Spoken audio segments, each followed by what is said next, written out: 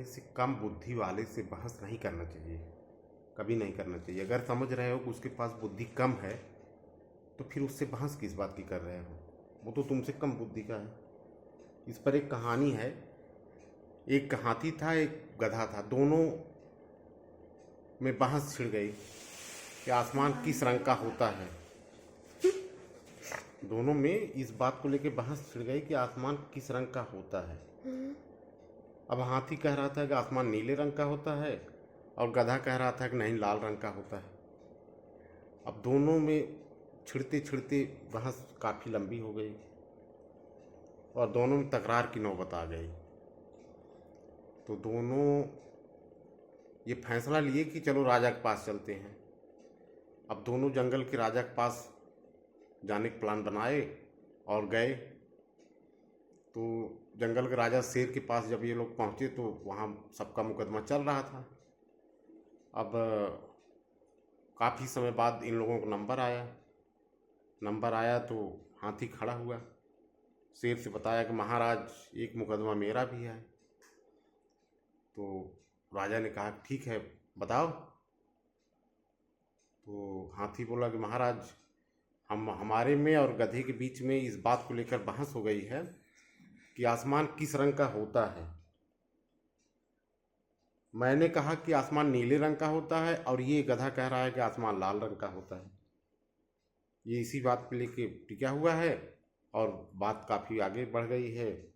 हम दोनों के बीच में लड़ाई होने की भी नौबत आ गई। तो शेर कुछ देर मामले को समझा तो अपने सेनापति को बुलाया, कहा कि ऐसा है, हंटर लाइए मेरे पास रखिए। सेनापति हंटर लेके आ गया और उसने आदेश दिया, राजा ने आदेश दिया शेर ने कि 10 हंटर हाथी को मारा जाए। सेनापति गए और 10 हंटर हाथी को मारे।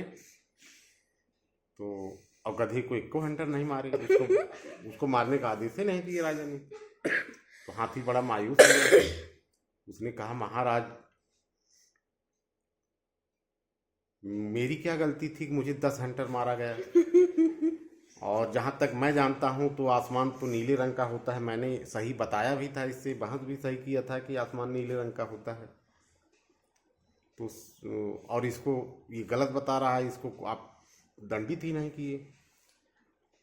तो शेर मतलब राजा वो थोड़ी देर विचार करके बोला, कहा कि आपको 10 हंटर इसलिए मारा गया है क्योंकि जब तुम जान रहे हो कि वो गधा है तो उसको कोई जानकारी नहीं है और तुम गधे से बहस किए ही क्यों हो।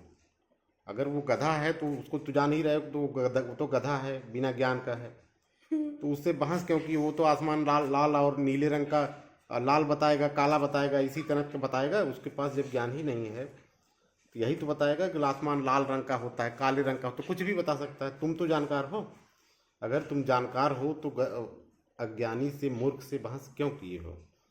इस कहानी से हमें क्या सीख मिलती है? इस कहानी से हमें यही सीख मिलती है कि अपने से कम बुद्धि वाले के पास उठना बैठना नहीं चाहिए और हमेशा अपने से बढ़िया दिमाग वाले के पास, अच्छे दिमाग, बुद्धिमान के पास बैठना चाहिए। जब बुद्धिमान के पास बैठोगे, उससे बात करोगे, उससे बहस करोगे तो तुमको हमेशा कुछ न कुछ नई चीज़ सीखने के लिए मिलेगी। और जब अपने से कम बुद्धि वाले के पास बैठोगे तो वही हाथी वाली बात होगी कि गधे से बहस करोगे तो कोड़ा तुमको मिलेगा, है कि नहीं।